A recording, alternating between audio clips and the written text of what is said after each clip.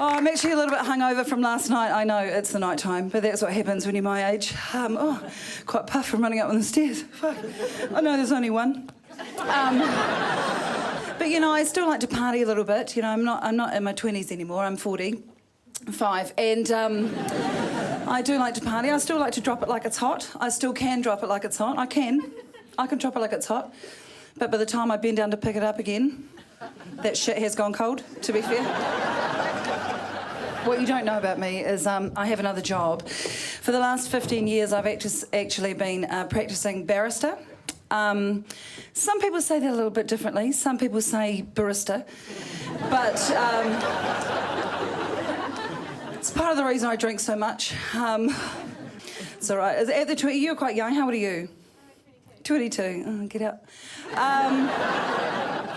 Your good skin and your hopes for the future. Fuck off.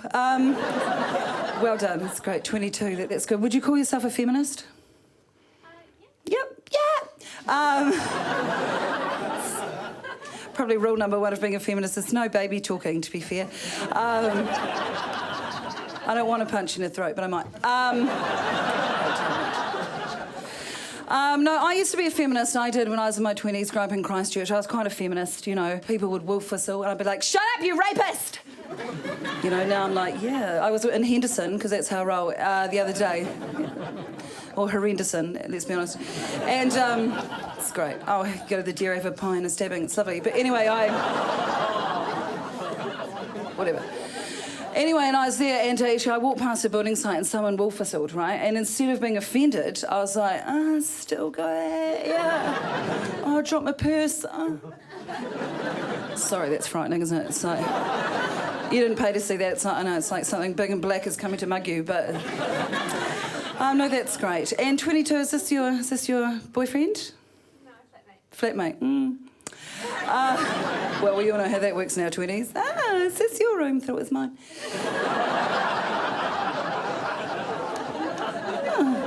Fell over and your dick fell into my vagina. But anyway, sorry, that's just horrible. Sorry, I'm sorry. Although not sorry. So not your boyfriend. Do you have a boyfriend? Yeah. Where's he? You're so cute. Your squeaky wee voice. No, that's cute. That's great. And he's at work. That's what he tells you. No, I'm sure he's at work at this time. What? I know. I sound so bitter. I fucking so am. No, that's great. Are you in love? You're in love with your boyfriend? Yeah, that's nice. Being in love. Do you argue with your boyfriend? No. Whatever. It's because he's always at work. Your best friend. No, I do. I quite like to argue. I think arguing's important. And I like after the argument, when we talk about the argument to our friends. And, you know, guys, you always make us ladies sound really shrill and naggy and horrible and unreasonable when we argue. You know, you'll be talking to your mates up there and you're like, oh, my girlfriend, I was just sitting in the lounge and my girlfriend came bursting in and it was a little bit frightening because I think she had a period. And she came bursting and she's like, hey! Like that, right? I don't know why I'm talking like a checkout operator, but I am. You know, you always make us sound really mean, but ladies, when we talk about the same argument with our boyfriends, we don't make our boyfriends sound shrill or naggy and unreasonable. No, we don't. We know what we do. We make them sound anything from mildly to incredibly brain damaged. Don't we? You know, when we do their voices. It's like they've had a really bad accident. You know, we tell the same story, but like, I just walked into the lounge, I was like, hey, babes, it's Tuesday, and I've got my bunny slippers on. Is it cool if you take the bins out? And he was like, no, I can't.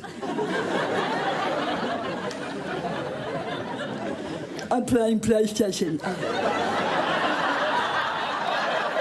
My advice is about arguing, right? If you're going to angrily storm out, because I know you find it hard to believe, but I am a bit of an angry drama queen at times, and I've learnt things in the past. It's storming out. There are a couple of things to remember. One is your car keys. There's actually nothing worse than doing an angry, dramatic storm out, having to go back and going, knock, knock, knock, yeah, babes, just forgot my keys. Still really angry, though. It takes a lot of the impact away. The second thing to remember, right, when you angrily, dramatically storm out to the night when you have an argument, you go, it's dangerous out here. I could be raped and murdered. He's going to come after me and get me back inside. No, he's not. He's fucking glad that angry bitch has left his house. He's probably kicking all your shit up against the door so you can't get back in. And the last thing to remember that I want to leave you on this advice, if you do have an argument with your boyfriend and you give him the silent treatment, that's not a fucking punishment for him. You guys have been really great. I've been Justine Smith. Thank you very much.